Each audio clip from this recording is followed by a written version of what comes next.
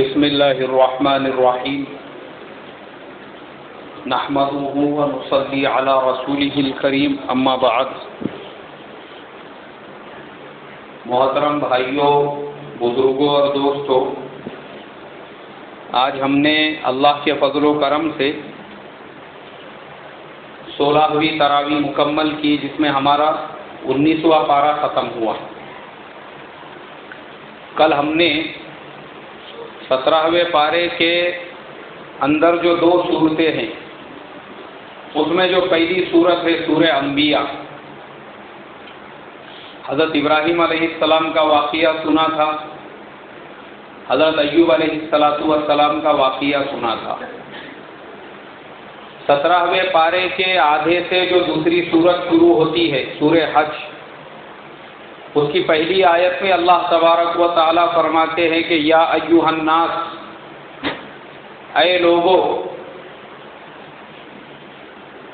یا ایھا الناس اتقوا ربکم، اے لوگو اپنے پروردگار سے ڈرو، ان زلزلۃ الساعۃ شیء عظیم، دیکھو قیامت کا جو زلزلہ آنے والا ہے وہ بہت خطرناک، بہت بڑا اور بہت ہی ایسا زلزلہ ہوگا کہ وہ زلزلے کی آواز سن کے اللہ آگے فرماتے ہیں ان زلزلۃ الساعۃ شیء عظیم یوم ترونها تذهل كل مرضعۃ عما ارضعت وتضع كل ذات حمل حملها وترى الناس سکارى وما هم بسکارى ولكن عذاب الله شدید۔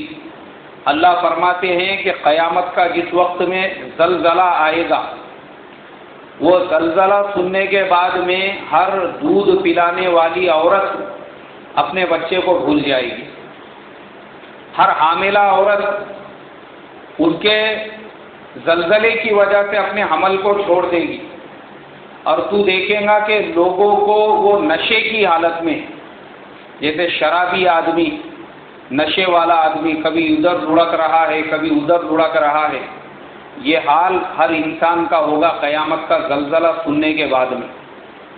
تو اللہ فرماتے ہیں وَتَرَى النَّاسَ سُكَارَىٰ، تو دیکھیں گا لوگوں کو نشے کی حالت میں، وَمَا هُمْ بِسُكَارَىٰ، وہ نشے میں نہیں ہوں گے، وَلَكِنَّ عَذَابَ اللَّهِ شَدِيدٌ، اللہ تبارک و تعالیٰ کا سخت عذاب ہوگا۔ میرے محترم بزرگوں، شاید کوئی سننے والا اپنے دل میں یہ کہے کہ ایسا کیسے ہو سکتا ہے کہ قیامت کے دن ماں اپنے دودھ پیتے بچے کو چھوڑ دے اور اسے بھول جائے۔ قیامت بہت دور کی بات ہے۔ جب ہندوستان انگریزوں کے ظلم سے آزاد ہوا تھا 15 اگست 1947 کو، اس وقت میں انڈیا پاکستان کا پارٹیشن ہو گیا تھا، تو تاریخ کی کتابوں میں لوگوں نے لکھا ہوا ہے کہ روزانہ ایک ٹرین دوپہر میں 1:30 بجے کے ٹائم پہ، 3 بجے کے ٹائم پہ نظام الدین ریلوے اسٹیشن سے پاکستان کی طرف نکلتی تھی۔ وہ ٹرین میں بیٹھنے کے لیے لوگ دور دور سے آتے تھے، دور دور سے، اور آنے کے بعد میں نظام الدین کا جو ایریا ہے، نظام الدین کی جو درگاہ ہے اور نظام الدین کا جو مرکز ہے اور نظام الدین میں جو بھی تاریخی جگہ ہے، وہاں پہ پورے لوگ ڈیرا ڈال کے بیٹھ جاتے تھے، صبح سے وہاں پہ جمع ہونا شروع ہو جاتے تھے، اور اس کے بعد میں جیسے ہی ظہر کی نماز ہوتی تو لوگ ٹوٹ پڑتے ریلوے اسٹیشن کی طرف کہ 3 بجے جو ٹرین آئے گی اس کے اندر ہم کو جگہ ملنا چاہیے بولی۔ تو وہ ٹرین میں چڑھنے کے واسطے میں لوگوں میں ایسی دھکم دھکا ہوتی کہ بہت ساری عورتیں وہ اپنے جنے ہوئے بچوں کو ریلوے اسٹیشن کے پلیٹ فارم پہ چھوڑ دیتی یا نظام الدین درگاہ کے اندر چھوڑ دیتی۔ وہاں کے مجاور، وہاں پہ کام کرنے والے لوگ ان عورتوں کو بولتے بھی کہ ارے بھائی یہ بچے لے کے جاؤ، تمہارے بچے ہیں تمہارے ساتھ میں، ارے پاکستان کو تو جانے دو، بولے وہاں پہ اگر زندہ پہنچ گئے تو ایسے 1 2 ڈزن وہاں پہ پیدا کر دیں گے، بولے ان کو پیدا کرنے کو کیا ٹائم لگ رہا، بولے ہاں بہت پیدا ہو جائیں گے بولے وہاں پہ ایسے۔ لیکن اصل مسئلہ تو یہ ہے کہ پاکستان کو ہم نے زندہ پہنچنا چاہیے۔ تو یہ حال ہو گیا تھا، روزانہ لوگ اپنا سامان چھوڑ دیتے تھے ریلوے اسٹیشن پہ، جانور چھوڑ دیتے تھے، پیٹ کے بچے چھوڑ کے چلے جاتے تھے، تو روزانہ ایسے کم سے کم 100 بچے نظام الدین کی درگاہ میں اور نظام الدین ریلوے اسٹیشن کے پلیٹ فارم کے اوپر ملا کرتے تھے، جن بچوں کو ان کے ماں باپ چھوڑ کے چلے جاتے تھے۔ ایسا برا حال ہوتا تھا۔ تو قیامت بہت دور کی بات ہے، بہت آگے کی بات ہے، بہت پہلے کی بات ہے، وہ تو جب ہوں گی اس وقت میں سوچو انسانوں کا کیا حال ہوگا۔ ابھی لوگوں کا یہ حال ہے کہ لوگ اپنے پیٹ کے بچوں کو خالی دوسرے ملک میں زندہ جانا ہے تو چھوڑ کے جا رہے ہیں۔ قرآن میں اللہ نے کہا کہ اس وقت میں بھی یہی حال ہوگا۔ اس کے بعد حاملہ عورتیں اپنے حمل گرا دے گی اور لوگ نشے کی حالت میں ہوں گے، ایسا قیامت کا وقت ہوگا۔ اور میرے محترم بزرگوں، قیامت کا زمانہ زیادہ دور نہیں ہے۔ حضور پاک صلی اللہ علیہ وسلم نے جتنی نشانیاں قیامت کے بارے میں احادیث کے اندر بیان کی تھی، وہ ساری نشانیاں میرے اور تمہارے زمانے میں ہم اپنی آنکھوں سے دیکھ رہے ہیں۔ ساری نشانیاں اللہ کے نبی صلی اللہ علیہ وسلم نے فرمایا تھا کہ قیامت کے قریب ایک ایک عورت، ایک ایک مرد کے ساتھ میں 70 عورتیں ہوں گی۔ اب ہمارے زمانے میں لوگ سوچتے ہوں گے کہ وہ زمانہ کب آنے والا ہے۔ ارے وہ زمانہ آ کے جا چکا ہے۔ جب فرسٹ اور سیکنڈ ورلڈ وار ہوئی تھی، اس وقت کے اندر یورپ میں ایسے چھوٹے چھوٹے بچوں کو گھروں میں سے کھینچ کھینچ کے لے کے چلے جاتے تھے جنگ میں لڑنے کے واسطے، اور ایک ایک دن میں ہزاروں فوجی مارے جاتے تھے، ہزاروں فوجی۔ جب انگلینڈ کے اوپر جرمنی نے حملہ کیا، ایک دن میں انگلینڈ کے 20,000 فوجی مارے گئے۔ کتنے فوجی مارے گئے؟ گاؤں میں، شہروں میں، ملکوں میں خالی عورتیں باقی رہ گئی تھی، مرد کوئی ان کو سنبھالنے والا نہیں تھا۔ اس وقت یورپ کے اندر وہ زمانہ آیا کہ ایک ایک عورت، 50 عورتوں کو ایک مرد مل کے سنبھالتا تھا۔ یہ زمانہ آ کے جا چکا ہے، اور ابھی بھی جب بھی دنیا میں ویسے حالات پیدا ہوں گے تو وہ دن دور نہیں جب میں اور آپ اپنی آنکھوں سے دیکھو کہ مردوں کا خاتمہ ہو چکا ہے، کیونکہ آدھی دنیا میں تو فی الحال حالات خراب ہے اور ہر جگہ پہ جنگ چل رہی ہے۔ جب مردوں کا خاتمہ ہوگا تو یہی حال ہونے والا ہے۔ اور اللہ کے نبی صلی اللہ علیہ وسلم نے حضرت عبداللہ ابن مسعود رضی اللہ تعالیٰ عنہ سے فرمایا، حضرت عبداللہ ابن مسعود رضی اللہ تعالیٰ عنہ نے پوچھا کہ حضور ہم کو قیامت کی کچھ نشانیاں بتا دیجئے۔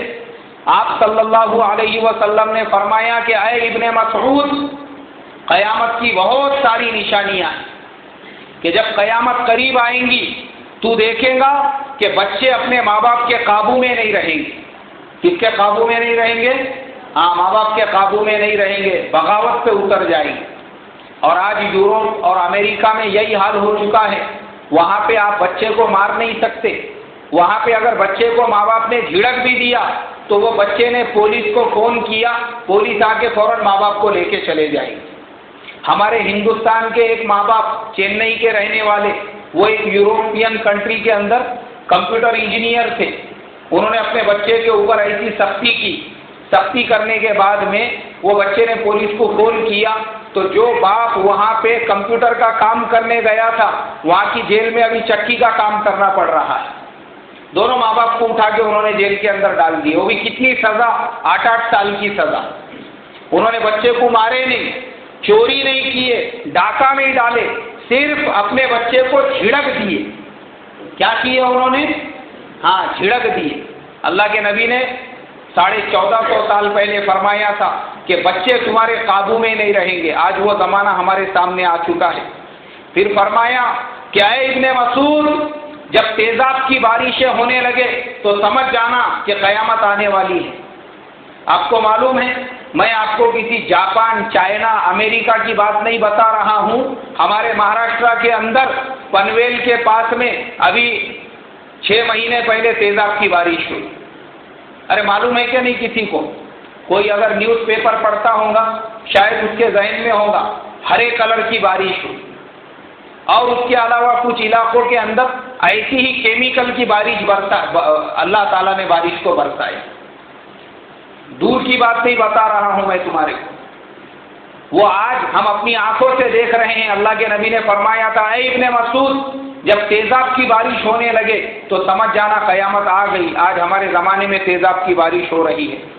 اس کے بعد فرمایا، اے ابن مسعود، جب خیانت کرنے والوں کو امانت دار سمجھا جائے اور امانت دار لوگوں کو خائن سمجھا جائے، سمجھ جانا قیامت آنے والی ہے۔ آج ہمارے زمانے میں وہی ہو رہا ہے۔ جو بیچارے امانت دار لوگ ہیں ان کو چیئرمین کی کرسی سے اتار کے، ابھی جیسے RBI کا جو گورنر تھا رگھو رام راجن، وہ اتنا امانت دار آدمی تھا، اس کو اٹھا دیا گیا کرسی کے اوپر سے اور اس کی جگہ پہ ایک خیانت دار کو بٹھا دیا گیا۔ دنیا کی جتنی گورنمنٹیں ہیں، آج جتنے بھی لوگ کرسیوں کے اوپر بیٹھے ہوئے ہیں، سب خائن لوگ ہیں، اور جو بیچارے امانت دار ہیں وہ مر رہے ہیں۔ وجے مالیا کے جیسے جو خیانت کرنے والے لوگ ہیں، جنہوں نے 10-10 ہزار کروڑ روپے کے لون اٹھائے، انگلینڈ میں جا کے عیاشی کر رہے ہیں، وہاں پہ انوگریشن کے اندر شرکت کر رہے ہیں، ڈانس پروگرام میں جا رہے ہیں، کوئی پکڑنے والا نہیں، کوئی روکنے والا نہیں ہے۔ اور انڈیا میں بیچارے جو شیتکری لوگوں نے بینک سے 5-5 ہزار کے قرضے اٹھائے تھے، وہ سوسائڈ اور خودکشی کر رہے ہیں۔ لاتور کے اندر ایک لڑکی کے پاس 150 روپے نہیں تھے بس کا پاس بنانے کے واسطے، وہ لڑکی نے زہر کھا کے خودکشی کر لی۔ تو جو بیچارے امانت دار لوگ ہیں وہ مارے جا رہے ہیں، اور جو خیانت دار ہے وہ کوئی کمپنی کا چیئرمین بنا ہوا ہے، ملک کا وزیر اعظم بنا ہوا ہے، بینک کا مینیجر بنا ہوا ہے، سارے خیانت دار جا کے بیٹھ چکے۔ اس کے بعد اللہ کے نبی نے فرمایا، جب جھوٹ کو سچ اور سچ کو جھوٹ کی طرح سے بولا جانے لگے۔ آج ہمارے زمانے میں جو آدمی جتنا بڑا جھوٹا لوگوں کے نزدیک اتنا پاپولر، اس کے آنکڑے نکلتے، دنیا کا سب سے پاپولر آدمی کون؟ سب سے بڑا جھوٹا کوئی۔ ہمارے PM صاحب سب سے زیادہ جھوٹ بولنے والے پورے ورلڈ میں، بولے سارے لوگوں کے کھاتے میں 15-15 لاکھ روپیہ آئیں گے۔ بعد میں لوگوں نے بولے ارے بابا ابھی تک آئے نہیں بولنا پڑتا، بولے الیکشن کے وقت میں بولنا پڑتا ہے، ایسے لوگوں کو ٹوپی پہنانے کے لیے بولنا پڑتا ہے۔ انہوں نے بولنے کو بول دیے، لیکن اس کے بعد میں اپنی بات سے مکر گئے، اور مکرنے کے بعد میں ایسے لوگ آج جو ہے ان کو وہ جو لسٹ آتی ہے دنیا میں سب سے فیمس لوگ کون، تو بولے ٹاپ 10 کے اندر یہ حضرت کا بھی نام۔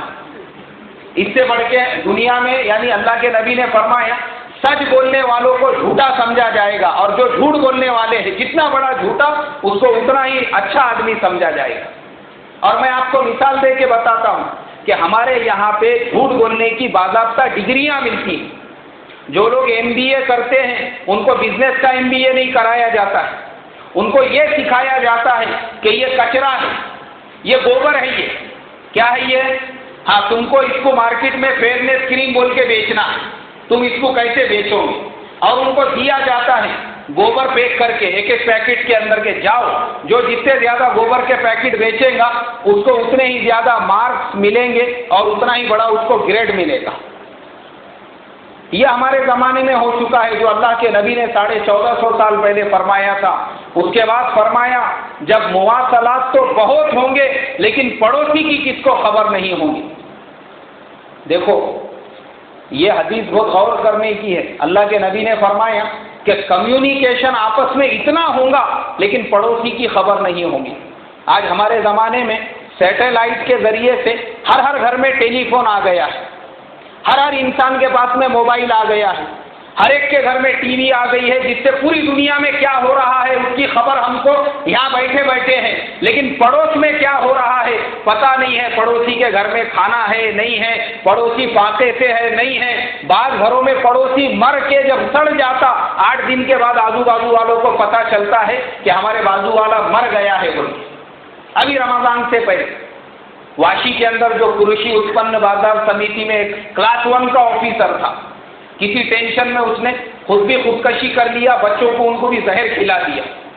8 دن تک وہ پوری فیملی کی لاشیں گھر میں پڑی رہی، 8 دن تک۔ کتنے دن تک بھائی؟ بازو میں پڑوسی کو پتہ نہیں ہے کہ بازو میں کیا ہو رہا ہے۔ جب وہ لاشیں سڑ گئی، بدبو پھیلنے لگی، اس کے بعد میں ان کا دروازہ ٹھوکا گیا، کھولا گیا، تب جا کے پتہ چلا۔ اللہ کے نبی نے 1450 سال پہلے بتایا تھا کہ مواصلات کمیونیکیشن تو بہت ہوگا، اور آج ہمارے زمانے میں وہی ہو رہا ہے۔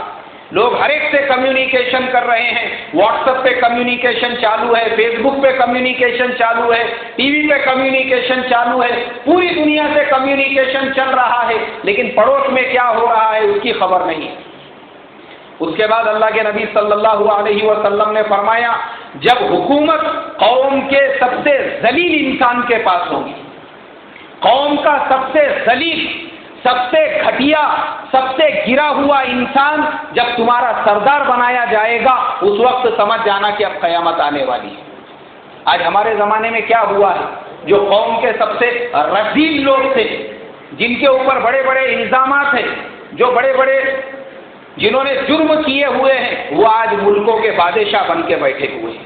اور حضور نے یہ بات کتنے سال پہلے بتائی تھی؟ 1450 سال پہلے۔ اس کے بعد اللہ کے نبی نے فرمایا، اور بازار قوم کے فجار کے پاس ہوں گے، یعنی قوم کے سب سے فاجر جو لوگ ہوں گے، دھوکے باز، ویسے لوگوں کے ہاتھ میں پورے مارکیٹ اور پورے بازار ان کے کنٹرول میں ہوں گے۔ آج دیکھو، جو سب سے بڑے ڈاکو ہیں، سارے بازار ان کے کنٹرول میں ہیں۔ تور کی دال 60 روپئے سے 200 روپئے کیوں کلو ہو جاتی ہے؟ اس کا ریزن یہ ہوتا ہے کہ قوم کے یہ جو فجار ہے، مارکیٹ ان کے کنٹرول میں ہوتا ہے، پورے مال کو یہ لوگ چھپا دیتے ہیں اور بازار کے اندر جو ہے اس کا شارٹیج پیدا کر دیتے ہیں۔ کانڈے کا ریٹ راتوں رات 10 روپئے سے 60 روپئے پہ کہاں سے پہنچ جاتا ہے؟ کیونکہ یہ سارے فاجر لوگ ان کے ہاتھ میں مارکیٹ ہوتے ہیں۔ آج یہ شیئر مارکیٹ کے ذریعے سے، آج یہ کیا کہیں گے، سینسیکس کے ذریعے سے، آج نفٹی کے ذریعے سے، یہ جو پورے دنیا میں الا ڈھال مچی ہوئی ہے، گولڈ کے، سلور کے، کروڈ آئل کے، کموڈیٹیز کے ریٹ نیچے اوپر ہوتے ہیں، یہ سارے فاجر لوگ اس کے اوپر قبضہ کر کے بیٹھے ہوئے ہیں۔ ورنہ آپ اوپن کر دو ہر چیز کو تو دنیا میں کوئی بھی انسان بھوکا نہیں رہے گا۔ کیسا نہیں رہے گا بھائی؟ بھوکا نہیں رہے گا۔ اس کے بعد اللہ کے نبی صلی اللہ علیہ وسلم نے فرمایا، جب مسجدیں عالی شان ہوں گی مگر پوری مسجد میں ایک آدمی بھی اخلاص کے ساتھ میں نماز پڑھنے والا نہیں ہوگا۔ آج ہمارے زمانے میں مسجدوں میں 2-2 کروڑ کے جھومر لگائے جا رہے ہیں، مسجدوں میں 5-5 کروڑ کے مینارے بنائے جا رہے ہیں، مسجدوں میں 10-10 کروڑ کے گنبد لگائے جا رہے ہیں، مسجدوں کے اندر ماربل اور ٹائلز کروڑوں روپیوں کا لگایا جا رہا ہے۔ ایک علاقے میں سفر کرنے کا موقع ملا، وہ مسجد اتنی عالی شان تھی، آلریڈی 5-6 کروڑ روپئے کی بنی ہوئی تھی، لیکن وہ مسجد کے اندر جو ماربل لگا ہوا تھا دیواروں کے اوپر، وہ ماربل کو اکھاڑ کے اس کی بجائے دوسرا ماربل لگانے کا کام چل رہا تھا۔ تو میں نے مسجد کے چیئرمین صاحب، صدر صاحب سے بولا، میں نے کہا کہ حضرت، یہ آلریڈی دیواروں پہ ماربل لگا ہوا ہے، اس کو نکال کے یہ دوسرا ماربل کیوں لگا رہے ہیں؟ فضول خرچی ہے یہ تو۔ نہیں، فضول خرچی نہیں ہے، بولے یہ جو پہلا ماربل لگا ہوا ہے اس میں کچھ جگہ پہ کالے کالے دھبے ہیں، بولے اس وجہ سے اس کو نکال کے جو پلین وائٹ ماربل ہوتا ہے وہ لگایا جا رہا ہے۔ 2.5 کروڑ روپیہ ابھی تک اس کے اوپر خرچہ ہو چکے ہیں۔ یعنی سوچو، مسجدیں ایسی بنائی جا رہی ہے، کروڑوں روپئے پانی کی طرح سے مسجدوں میں بہائے جا رہے ہیں۔ مجھے بتاؤ، حضور کے زمانے میں کون سی مسجد ایسی تھی جس میں لاکھوں اور کروڑوں کے جھومر لگے ہوئے تھے؟ حضور کے زمانے میں کون سی مسجد ایسی تھی جس کے دیوار کے اوپر لاکھوں روپیوں کے ماربل لگے ہوئے تھے؟ حضور کے زمانے میں ایسی کون سی مسجدیں تھیں جن مسجدوں میں پورا چاروں طرف سے اے سی لگایا ہوا تھا؟ اللہ کے نبی کے زمانے میں تو چٹائیاں نہیں تھی، ریت پہ لوگ نماز پڑھتے تھے، لیکن وہ نمازیں ایسی ہوتی تھی کہ وہ 2 رکعت اللہ کے عرش کو ہلا دیتی تھی۔ اور آج ہمارے زمانے میں مسجدوں کا یہ حال ہو چکا ہے کہ پانی کے جیسے کروڑوں روپئے مسجدوں کے اوپر خرچ کیے جا رہے ہیں، پوری مسجد میں ایک آدمی بھی اخلاص سے نماز پڑھنے والا نہیں۔ آگے اللہ کے نبی نے فرمایا، جب ایمان والے کا جینا مشکل ہو جائے گا۔ آج ہمارے زمانے میں ایسا ہی ہو چکا ہے، ایک تقوی والا آدمی اگر جینا چاہے آج وہ جی نہیں سکتا۔ اس کا کسی سے پیسہ آنا ہے، وہ کیش ٹو کیش لے نہیں سکتا، کیونکہ اس کو بینک کے تھرو ہی جانا پڑے گا۔ اگر لے گا تو بلیک منی میں شمار ہوگا اور اس کو اٹھا کے لے کے چلے جائیں گے۔ کوئی آدمی اگر کتنا بھی بڑے سے بڑا آج کے زمانے میں تقوی اور اپنے ایمان کی حفاظت کے ساتھ میں اگر جینا چاہے، مشکل ہے اس کے لیے جینا۔ اگر وہ کسی بری بات کو دیکھے اور دیکھنے کے بعد اس سے لوگوں کو روکے تو روکنے والے اس کو منع کریں گے اور اس کی جان کے دشمن بنیں گے۔ ابھی 2 روز پہلے बॉम्बे के एक इलाके में लड़के लोग रात के टाइम में महल्ले में क्रिकेट खेल रहे थे, तो एक मुसलमान ने उनको रोका, खेलने वाले भी मुसलमान और रोकने वाला भी मुसलमान। अरे बोले भाई रमज़ान का महीना है, लोगों को सहरी में उठने का रहता और कुछ लोगों को दिन में काम पे जाना पड़ता, ये रात के टाइम में कहाँ गली में क्रिकेट खेल रहे, पूरे लोगों को तकलीफ हो रही तुम्हारे चिल्ला पुकार से, घरों में चले जाओ। अरे इसको खींचो बोले, साला बहुत मस्ती में आया बोले। दरवाजा तोड़ दिए वो आदमी का, उसके मुंह पे सलिए से मारे, उसकी तस्वीरें हैं मेरे पास में, और कहाँ का है वो भी मालूम है, लेकिन मैं वो एरिया का नाम नहीं बोलता हूँ। ऐसा उसके सूरत के ऊपर यहाँ आँख के नीचे रॉड से मारे, पूरा पूरा मुंह उसका हरा हो गया। उसके बाद में मजबूरन उसको पुलिस को बुलाना पड़ा, और जितने खेलने वाले थे रमज़ान के मुबारक और मुक़द्दस महीने में, उनको पुलिस ने उठा के डाल दी जेल के अंदर। अब उनकी जमानत नहीं होगी, उनकी खलासी नहीं होगी। अब मुझे बताओ ना, आप आराम से बाहर थे, आज़ाद थे, क्या ज़रूरत थी डुक्कर के जैसा मस्ती में आने की? सामने वाला आदमी अगर तुमको समझा रहा है तो उसकी बात समझने का था, घर में जाके बैठने का था। मगर नहीं, आजकल लोगों को ऐसा लगता है कि बस हम सब कुछ कर सकते हैं, मगर उसके बाद के नतीजे उनको पता नहीं होते हैं। अब वो जितनों को उठा के जेल में डाल दिए, वो कहीं पे जॉब नहीं कर सकते, इसलिए कि अगर आपको जॉब करना है तो क्लियरेंस सर्टिफिकेट, आपको जो कैरेक्टर सर्टिफिकेट है वो आज हर जगह पे कंपलसरी है, चाहे गवर्नमेंट जॉब हो या प्राइवेट जॉब हो। और वो जब तक मिलता नहीं, जब तक आपके नाम पे कोई भी जुर्म नहीं होता। पासपोर्ट बना के हज के लिए नहीं जा सकते, उम्रे के लिए नहीं जा सकते, यहाँ तक के कहीं पे अगर बाहर मुल्क में काम करने के लिए जाना है तो भी नहीं जा सकते, उसके लिए भी पासपोर्ट ऑफिस के अंदर।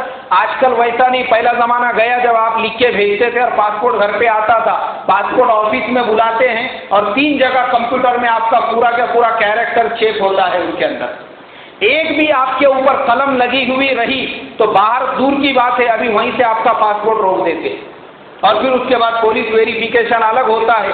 आजकल वो ज़माना गया जिस ज़माने के अंदर लोग रजिस्टरों के अंदर लिख के रखते थे। आज किसी के ऊपर कोई भी कलम अगर लगती है, उसका पूरा बायोडेटा और रिकॉर्ड कंप्यूटर के अंदर आ जाता है।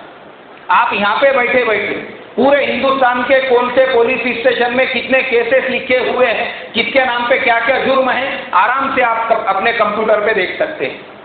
हिंदुस्तान के कौन से कोर्ट के अंदर किसकी हेयरिंग थी, कहाँ पे क्या केस चल रहा था, आप अपने घर पे बैठ के देख सकते हैं। आज मेरे मोहतरम बुजुर्गों, ये हालात पैदा हो चुके हैं, तो अल्लाह के नबी ने फरमाया ईमान वाले का ईमान पे जीना मुश्किल हो जाएगा। वो नौजवानों ने झगड़े किए, एक ईमान वाले को मारे, लेकिन खुद की जिंदगी अपने हाथों से खराब करके ली। किसका खराबा हुआ? उनका खराबा हुआ। उसके बाद अल्लाह के नबी ने फरमाया, जब मर्द मर्द से और औरतें औरतों से अपनी ज़रूरत पूरी करेंगे। आज हमारे ज़माने के अंदर ये चीज़ आम हो चुकी है कि मर्द जो है वो गलत कामों में मर्दों के साथ में लगे हुए हैं और औरतें औरतों से लेस्बियन रिलेशन बना रही है। आम हो चुकी है ये चीज़। यूरोप के अंदर, अमेरिका के अंदर ये हाल हो चुका है कि वहाँ पे तकरीबन 75% लोग ऐसे हैं जो शादी करना नहीं चाहते। ये हाल हो चुका है। उसके बाद अल्लाह के नबी ने फरमाया, जब बच्चे कौम के गनी होंगे, आज हमारे ज़माने में कम कम उम्र में लोग मिलेनियर बन रहे हैं। फेसबुक का जो चेयरमैन है ज़करबर्ग, 28 साल में दुनिया का दूसरे नंबर का सबसे बड़ा मिलेनियर बन गया। उसके बाद अल्लाह के नबी ने फरमाया, जब कान म्यूजिक के आले होंगे, हर कान म्यूजिक का आला होगा। कहा कि ऐ इब्ने मसूद, जब हर कान पे म्यूजिक के आले लगे हुए होंगे।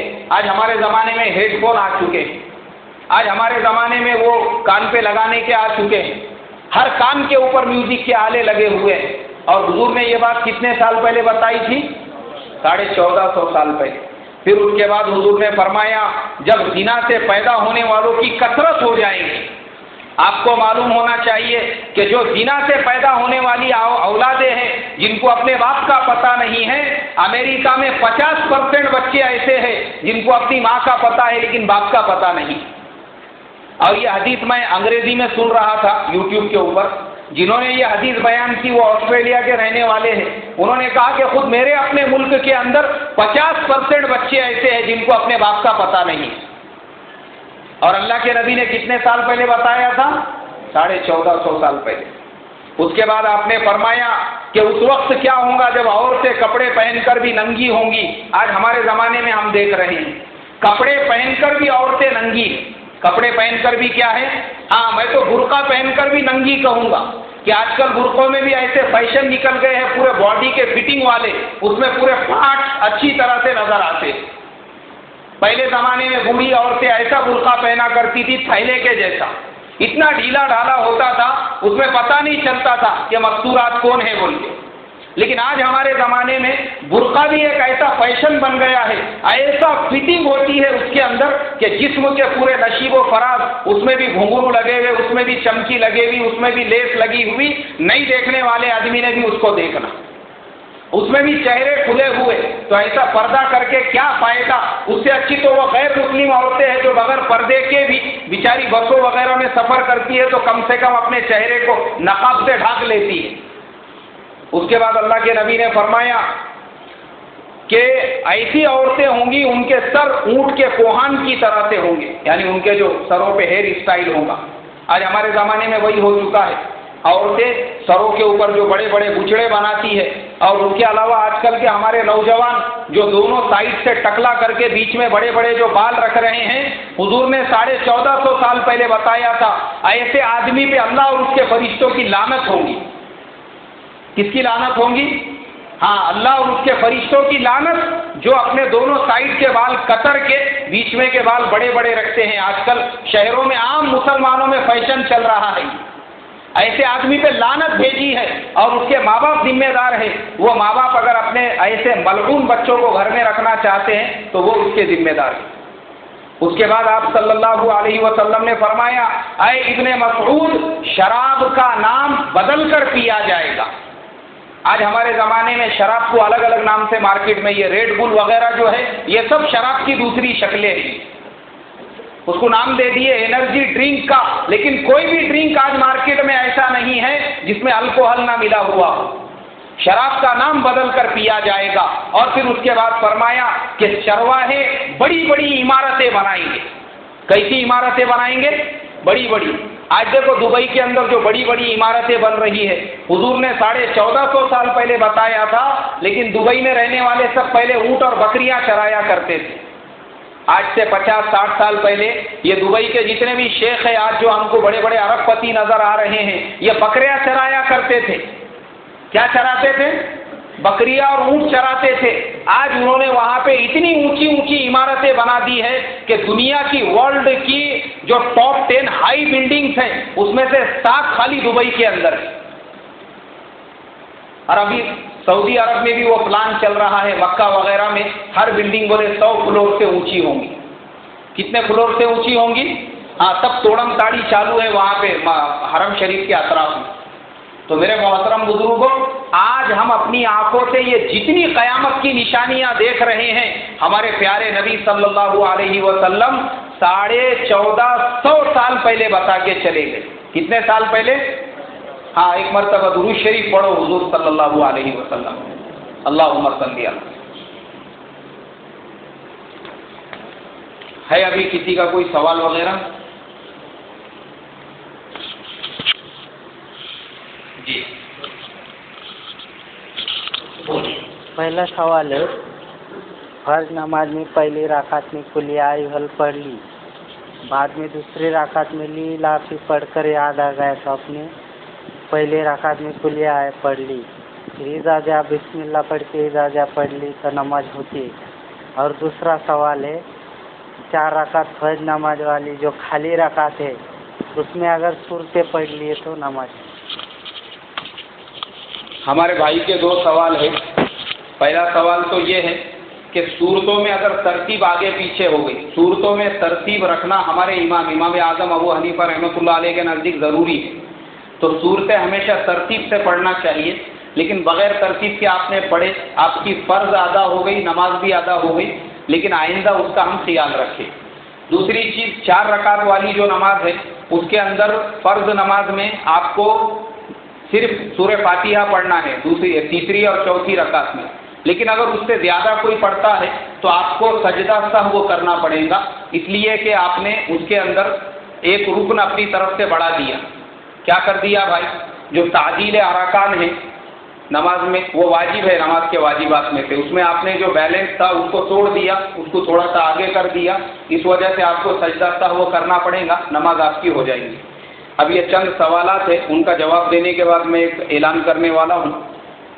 یہ نسیم احمد صاحب کا چیمبور سے اعلان ہے کہ مولانا حاملہ عورت کے روزے کا کیا مسئلہ ہے؟ تو میں پہلے بتا چکا ہوں کہ حاملہ عورت، اگر کوئی مسلمان ڈاکٹر یا کوئی غیر مسلم ڈاکٹر بھی یہ کہتا ہے کہ تمہاری طبیعت کے اعتبار سے ابھی روزہ مت رکھو، تو ویسی عورت روزہ قضا کرے اور رمضان کے بعد میں جتنے روزے چھوٹ جائیں گے ان کی قضا کر لے۔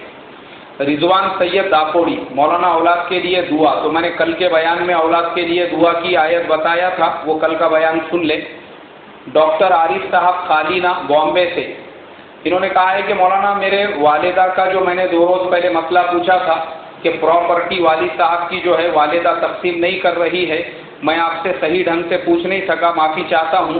اصل مسئلہ یہ ہے کہ 8x10 کے روم میں والدہ نہیں رہتی ہے، میں رہتا ہوں۔